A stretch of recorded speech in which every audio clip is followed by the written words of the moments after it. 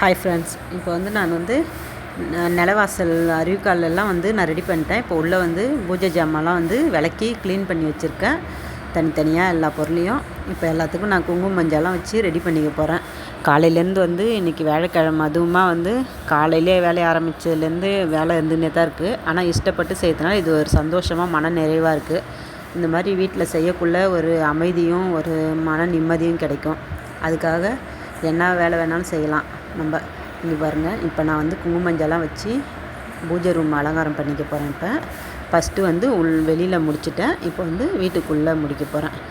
குங்குமஞ்சள் வச்சு எல்லாத்தையும் ரெடி பண்ணி நான் சாமி ரூமுக்கு தேவையானதை எடுத்து வச்சுட்டு, இந்த வருஷம் நான் எங்கே வைக்க போகிறேன்னா வந்து ஹாலில் தான் வைக்க போகிறேன். வரலட்சுமி நோம்பு அம்மா சிலையை போன வருஷம் வந்து நாங்கள் பூஜை ரூமில் வச்சு படைச்சோம். ஃபஸ்ட்டு போன வருஷம் தான் எடுத்தேன். ரொம்ப சந்தோஷமாக இருந்தது. உடனே இந்த வருஷம் எப்போ வரும்னு பார்த்து இப்போ ரெண்டாவது வருஷம் வந்து நான் எடுக்கிறேன். இப்போ வந்து ஹாலில் வச்சுக்கலாம். போன வருஷமே உள்ளே வந்து ஜனம் வந்தவங்களுக்கு இடம் பத்தலை எனக்கு. அதனால் வந்து நான் இந்த வருஷம் ஹாலிலே வச்சுக்கலான்னு சொல்லிட்டு ஹாலில் ரெடி பண்ணுறேன். இப்போ வந்து இது எப்படி ரெடி பண்ணுறதுன்னு இப்போ நான் ஒரு குத்துமதிப்பாக ரெடி பண்ணுறேன். அடுத்த வருஷம் இன்னும் நல்லா சூப்பராக பண்ணணும்னு எனக்கு ரொம்ப ஆசை. இப்போ வந்து நான் அதுக்காக கரெக்டாக போட்டு ஒரு கிளாத் போட்டு நான் அழகாக டேப் போட்டு ஒட்டி நான் அலங்காரம் பண்ணிக்க போகிறேன்.